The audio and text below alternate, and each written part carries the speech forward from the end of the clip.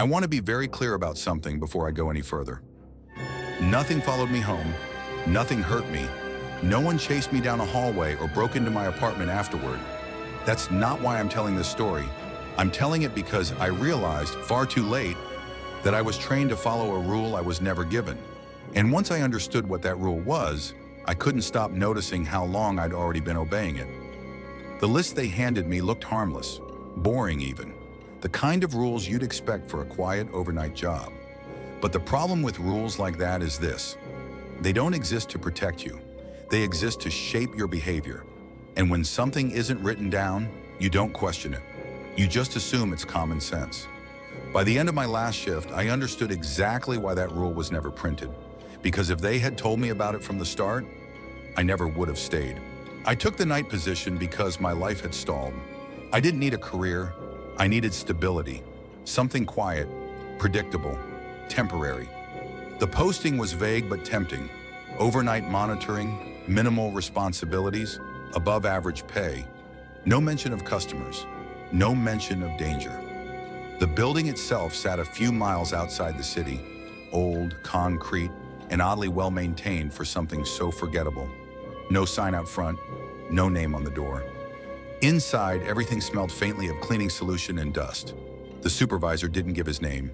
He just showed me where I'd be sitting, where the cameras were displayed, and where the logbooks were kept.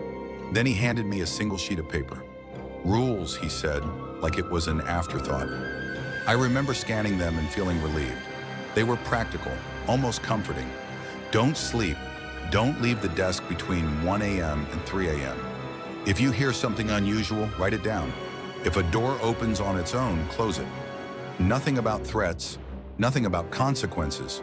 When I asked what usually went wrong during the night, he smiled in a way that didn't reach his eyes. Nothing, he said. That's the point. Before he left, he paused at the door and added, "Oh, and if something feels off, don't overthink it. You'll get used to it." At the time, I thought he meant the quiet. The first 2 nights were exactly what I expected. Silence, the soft hum of the monitors, occasional flickers from the old camera system. I spent most of the time watching empty hallways and counting down hours. By 1 a.m., everything felt heavier, like the air itself had thickened, but I blamed exhaustion. On my 3rd night, at exactly 1:17 a.m., one of the hallway feeds blinked out, just for a moment. When it came back, nothing had changed. But when I opened the logbook to record the flicker, I froze. There was already an entry. Same handwriting as mine. Same pen. Camera 3 active again. Avoid direct viewing. I flipped back through earlier pages. Dozens of entries I didn't remember making, all during that same 2-hour window. I told myself the obvious explanation: fatigue, routine, autopilot. Still, I adjusted my chair so the monitor wasn't directly in front of my face. I didn't know why I did that. I just knew it felt wrong not to. After that, the nights blurred together. I always arrived alert, focused, and I always felt like I'd woken up from something around 3 a.m. with no memory of falling asleep. The logbook filled itself. Do not acknowledge reflections. Silence indicates attention. Continue normal duties. What bothered me wasn't the content, it was the tone. There was no panic in the writing, no confusion, just calm instructional notes, like reminders left by someone who already knew the outcome. I checked the cameras obsessively, nothing ever moved. But sometimes, between glances, I'd have the distinct impression that the screen had been closer to my face than I remembered, like I'd leaned in, or like something had leaned toward me. I finally asked the supervisor about the notes. He barely reacted, didn't ask why I was concerned, didn't ask when it started. He just said, "Yeah, that happens." When I pressed him, he sighed and rubbed his forehead. "Look," he said, "as long as you're following the rules, you're doing fine." I pointed out that none of those notes were on the printed list. That's when he looked at me, really looked at me for the first time. Then he said something I still think about. "Those aren't rules," he said quietly. "They're habits." After that conversation, I started paying closer attention to myself instead of the building. What I noticed unsettled me more than anything on the cameras. Between 1 a.m. and 3 a.m., my posture changed. My breathing slowed. My thoughts became quieter, simpler. I wasn't distracted, I was focused. Too focused. One night I caught my reflection in the black glass of a powered-down monitor. Not the kind of reflection you see clearly, just a shape. I wasn't blinking. That's when it clicked. There was a rule. It just wasn't written down because it didn't need to be. Don't resist the attention. Don't question the silence. Don't break routine. The rule wasn't about what I did. It was about what I stopped doing. I needed proof that I wasn't imagining it. So one night before my shift, I set an alarm on my phone for 1:30 a.m. Loud, impossible to miss. At 3:02 a.m., I found my phone face down on the desk. The alarm had been turned off. There was a new entry in the logbook. Alarms disrupt continuity. My handwriting, my calm, careful handwriting. I checked the cameras. Every hallway was empty, but for the first time I noticed something subtle. The cameras weren't angled perfectly straight. They all tilted just slightly toward the desk, toward me.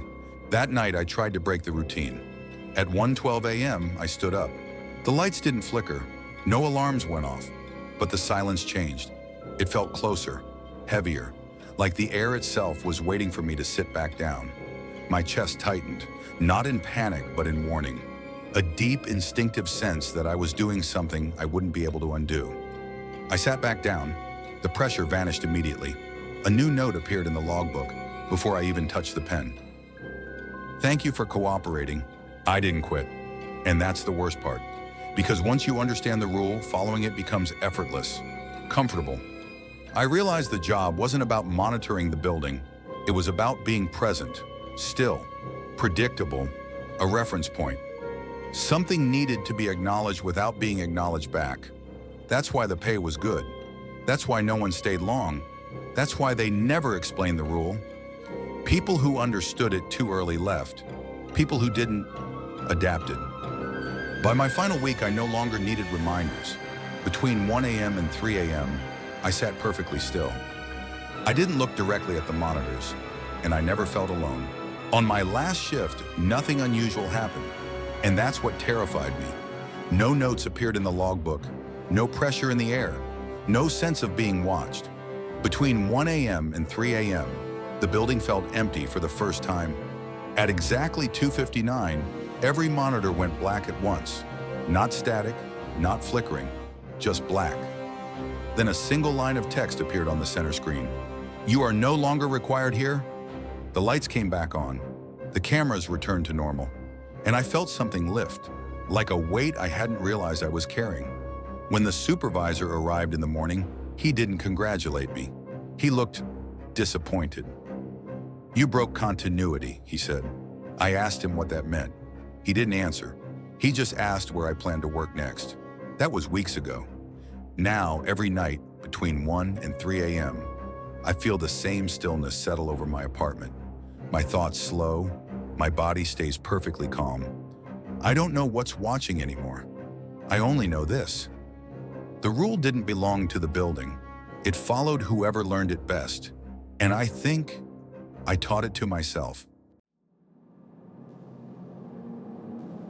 There was a room in that building that no one ever used, not because it was locked, not because it was dangerous, not even because it was forgotten.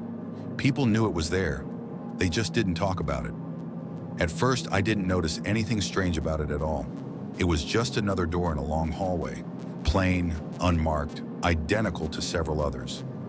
No warning signs, no special handles, no reason to remember it. And yet, once I noticed it, I couldn't stop. Every night, as I walked past that door, something inside me reacted before my thoughts caught up. A slight pause in my step, a tightening in my chest, the faintest sense that I was being acknowledged. Not watched, acknowledged. Like the room was aware that I existed. I told myself it was imagination, fatigue, the kind of thoughts you get when you work alone at night for too long. But imagination doesn't wait, and it doesn't feel patient. That room did. I worked nights as security in a small administrative building just outside the city. It wasn't abandoned, but it wasn't important either. The kind of place where offices slowly emptied out after 5 o'clock and didn't come back to life until morning. During the day, it felt normal. At night, it felt unfinished. The lights dimmed automatically after midnight, never fully turning off, just low enough to stretch the shadows. The hallways felt longer when no one else was there, like the building relaxed once it was alone. My job was routine, almost mechanical. I checked doors, reviewed camera feeds, logged anything out of place. That routine is what made the room stand out. It was located halfway down the east corridor, between two offices I checked every night. I must have walked past it dozens of times before my brain finally registered that something was different. Not wrong, just empty of purpose. Every other door had a function: storage, office, maintenance. That one didn't. When I asked about it, the answers were always the same. It's empty. Always has been. Nothing in there. No one hesitated. No one explained further. And no one ever asked why I wanted to know. The first thing I noticed wasn't visual. It was physical. Every time I passed the empty room, my body reacted before my mind did. My steps slowed slightly, as if I were approaching something narrow or fragile. My shoulders tensed, then relaxed again once I'd moved past it. The door never moved. There were no sounds, no drafts, no smells, but there was a sensation, quiet and precise, that didn't belong anywhere else in the building. It felt like proximity mattered. One night I tested it without really planning to. I stopped walking about 10 feet from the door. Nothing. No tension, no awareness. Then I took one step closer. The feeling returned instantly. Not fear, not panic, attention, like standing just inside someone's personal space without realizing it. I stood there longer than I should have, trying to reason it away. Telling myself this was what isolation did to people, that the human brain looks for patterns, even where none exist. But patterns usually fade when you confront them. This one didn't. It stayed exactly as it was, waiting for me to move again. After that night, I started checking the cameras with a different kind of focus. Before, the feeds were just part of the routine, something I scanned while sipping coffee, half bored, waiting for time to move. Now I watch them the way you watch a doorway after you've heard a strange sound in your house. Not because you expect to see something, but because you can't stand the idea of not looking. The camera coverage in that building wasn't great. It was old, patched together over years. Some angles were too wide, some too narrow. A few cameras had that faint distortion at the edges, like the lens had aged unevenly. There was no camera inside the empty room. That wasn't unusual on paper. It could have been a storage room once, or some unused office they never bothered wiring. But there was a camera at the far end of the east corridor, a long, straight shot down the hallway. The empty room's door sat right in the frame, slightly off-center, perfectly visible. And once I started paying attention, I noticed something that made my stomach sink in a quiet, slow way. Whenever I watched the live feed while I walked my rounds, I could see myself appear in that hallway. I'd walk into frame, check the other doors, glance down at my clipboard, keep moving. Normal. But when I reviewed the footage later, especially the parts when I passed the empty room, I saw something I didn't remember doing. I never looked at it. I looked everywhere else. The ceiling, the floor, the other doors, the exit sign, even the blank wall. But never that door. Not once. It was subtle, almost unnoticeable, like a person who has a habit of avoiding eye contact with one specific stranger in a crowd. You'd never catch it unless you were searching for it. And I was searching for it now. The strangest part wasn't that I avoided looking. The strangest part was how natural it seemed, like my body had decided on its own that the empty room didn't deserve a direct glance. Or worse, that it would be rude to look. That thought stayed with me through the rest of the night. I kept telling myself I was being ridiculous, that I was turning an ordinary building into a story because my brain needed stimulation. But the next time I walked past that door, I felt the awareness spike, sharp and immediate, and my eyes slid away without permission. I didn't decide not to look. I simply didn't. And when I realized that, I stopped walking. I stood there perfectly still, in the middle of the hallway, feeling the pull of that door like a quiet gravity. Then I heard my own breath catch, like my body was bracing for something I hadn't agreed to. I forced myself to turn my head, just a little, and even that tiny movement made the feeling change, Like the room noticed the attempt and leaned toward it. I didn't look. I couldn't. I walked away quickly, pretending my pace was normal. But the whole time I had the unpleasant certainty that the room was satisfied, as if avoidance was the response it wanted most. After the camera thing, I changed my route. Not dramatically, not enough that I could admit it to myself. I just made small adjustments. Checked the west stairwell first, took the longer corridor to reach the back offices, found reasons to stay near the lobby. I told myself it was practical, efficiency, variety, anything. But every small adjustment was really the same thing, distance. And at first it worked. I didn't feel that strange awareness as strongly when I stayed away. The building returned to being a building. The hallways returned to being hallways. I could listen to the hum of the vending machine and the distant rattle of the heating system and believe in ordinary explanations again. The problem was that it didn't stay that way. It's hard to explain, but it felt like the room didn't care about being ignored, until I ignored it too consistently. After a few nights of avoiding that corridor, something changed in the rhythm of the building. Not in a dramatic way, nothing you could prove. Just little moments where the silence seemed more intentional than usual. The air would feel too still, like even the building's usual settling noises were holding back. I'd catch myself pausing in the middle of a different hallway, unsure why I'd stopped.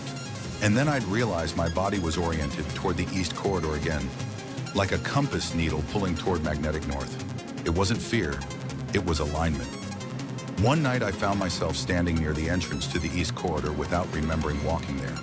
Not in a blackout way, more like I'd been thinking about something else and my feet had chosen the path for me. I stared down that long hallway. The door to the empty room was visible even from there, small and plain, like it was trying not to be noticeable. But I noticed it anyway. And the moment I did, the awareness returned, stronger than it had been before. Not angry, not threatening, just certain. Like the room had been waiting patiently and I'd finally stepped back into its schedule.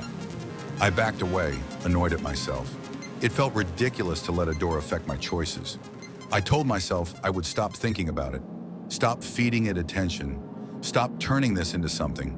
But even as I tried to regain control of my thoughts, I remembered something that bothered me in a new way. I couldn't recall a single time I'd seen that door open. Not in person, not on camera, not even in memory, as a casual detail. I'd worked there long enough that I should have seen it open at least once by accident. A maintenance guy, a supervisor, anyone.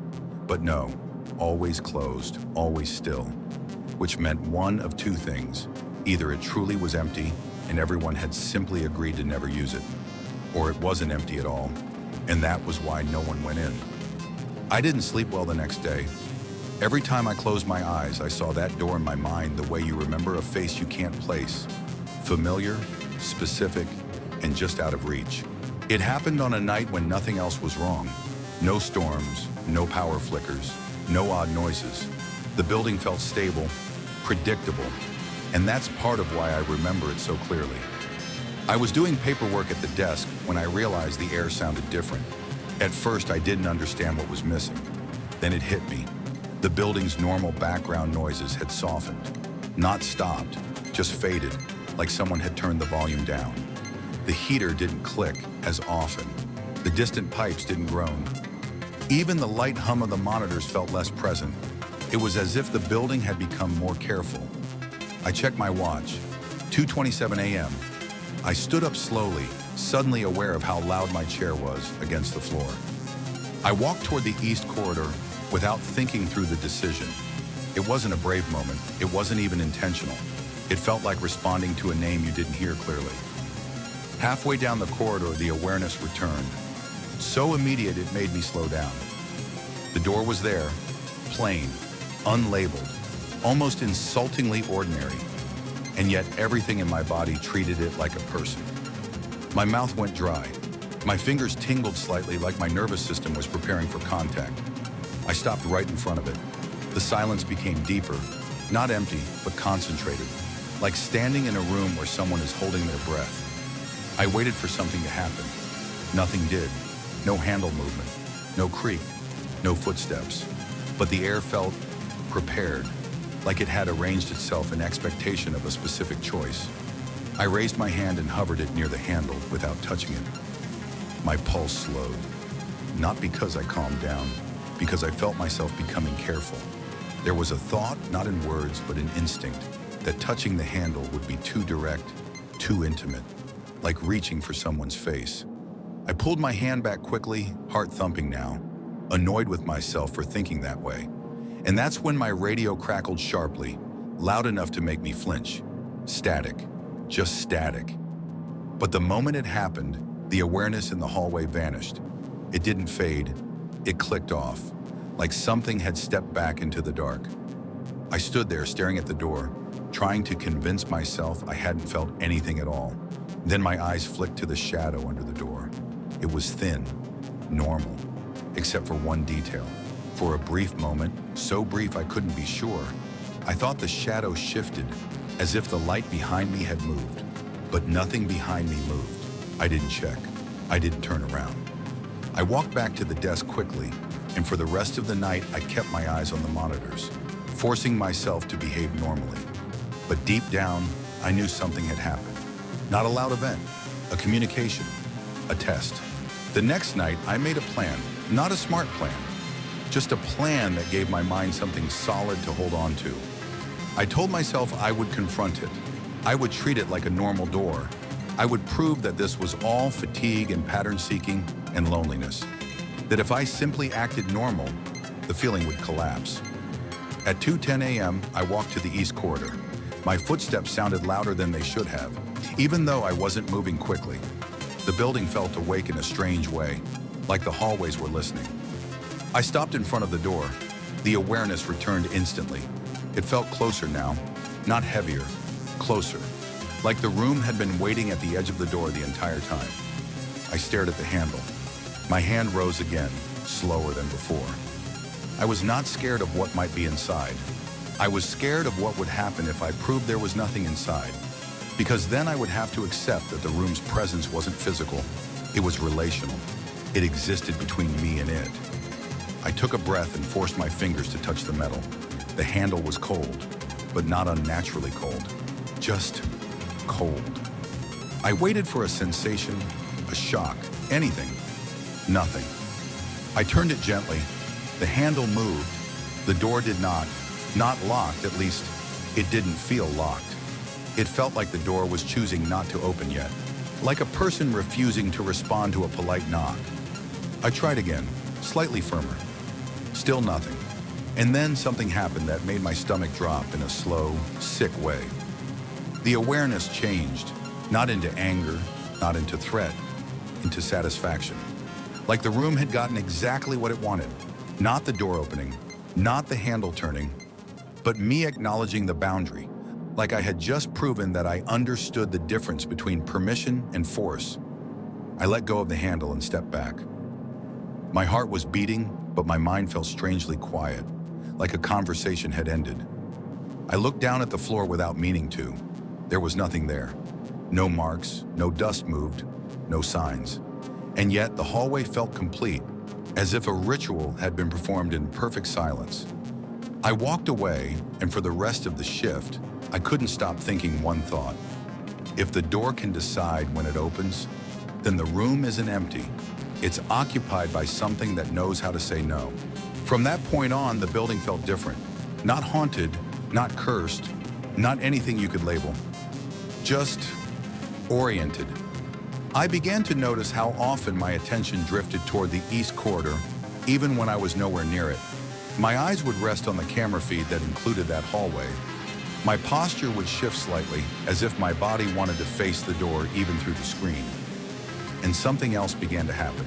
Small gaps. Not missing hours like in some dramatic story, just missing moments. I would look down at my logbook and realize I'd written something without remembering the act of writing it. Short lines, calm, neat. Checked east corridor, door unchanged, still empty. I hated that phrase the most, still empty, because it sounded less like a note for myself and more like a report. Like I was documenting something for the room, or for whatever was connected to it. One night I tried to stop myself. I kept the logbook closed.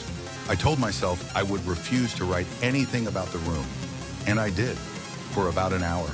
Then I realized my pen was uncapped and sitting on the desk in front of me. The logbook was open to a blank page, and there was a single line written in my handwriting, "Still empty." I stared at it for a long time. The line didn't look frantic. It didn't look forced. It looked practiced, like a habit I'd developed. And that thought scared me more than the room ever had, because it meant I was becoming part of it. Not as a victim, as a routine, as a witness, as someone who helped keep it what it wanted to be, empty. The truth arrived gradually, the way you realize you've been standing in the rain only after you're already soaked. The room didn't want a person inside it. It wanted a person outside it, someone to pass by, someone to feel it, someone to adjust their behavior around it, because the room's emptiness wasn't the absence of things. It was the absence of interference. It remained empty as long as no one crossed the boundary, as long as everyone treated it with the same polite avoidance. That's why people didn't talk about it. Talking turns something into a subject, and subjects invite curiosity, and curiosity invites action. Silence was safer, not for them, for the room. And then I understood the most unsettling part. This had happened before. Not in the supernatural way, but in the human way. Someone else had worked nights. Someone else had noticed the door. Someone else had felt the awareness and chosen avoidance. They had done what I was doing now, kept it still empty by behaving the right way around it. And when they left, someone new had taken their place. That's what my job actually was. Not security, not protection, maintenance. I wasn't protecting the building from intruders. I was maintaining the relationship between the building and the room, one quiet witness at a time. That's why the room never needed to open. If it opened, it would become an event. But if it stayed closed, it could remain what it wanted most. A presence you couldn't prove, a certainty you couldn't share, a door that taught you to behave. And by then, I realized something else. I no longer wanted to open it. The thought of opening it felt wrong. Not because I feared what I'd see, but because opening it would break the only rule that mattered. Leave it empty. Keep it empty. Help it stay that way. I sat at my desk that night and felt the building settle into its familiar rhythm again. And for the first time, the awareness didn't feel like a threat. It felt like approval. On my last night, I didn't tell anyone it was my last night. I didn't want questions. I didn't want anyone to look at me differently. I didn't want the room to sense a change in routine before I was ready. That shift began normally. Paperwork, camera checks, the usual slow crawl of time. But as midnight passed, I felt something tightening, not in the air, but in myself. Like my attention was being gathered gradually, pulled into one direction. By 2:40 a.m., I was standing in the east corridor without remembering deciding to go there. The door was in front of me. The awareness was calm and close, as if it already knew why I was there. I stared at the handle for a long time. I didn't reach for it. I didn't need to. Instead, I did something that felt humiliatingly simple. I spoke, not loudly, not dramatically, just enough for my own ears. "I know," I said. The words were vague, but the moment I said them, the hallway changed. The silence loosened, like a breath released. The awareness didn't vanish. It softened, like the room had been waiting for me to acknowledge something without turning it into a confrontation. I stood there another few seconds, letting the feeling settle into my skin. Then I walked away. I finished my shift. I locked up. I never came back. For a while, I convinced myself it was over, that I'd left the building, and with it, all my strange thoughts, that it would fade like any other unsettling memory. But some nights, especially when my apartment is quiet and the street outside goes still, I feel it again. Not coming from any particular wall, not from any closet or doorway, just present. A focused silence that seems to recognize me in the dark. And I catch myself doing the same thing I did in that building. Not looking directly at corners, keeping routines exact, avoiding certain doors without admitting why. Because once you learn how to keep something empty, you don't forget, you just carry the habit with you. And the worst part is this. I still can't tell you what's inside that room. I never opened it, but I'm not sure that matters anymore. because I think the room got what it wanted. It taught me how to behave. And now, even far away from that building, I'm still doing it.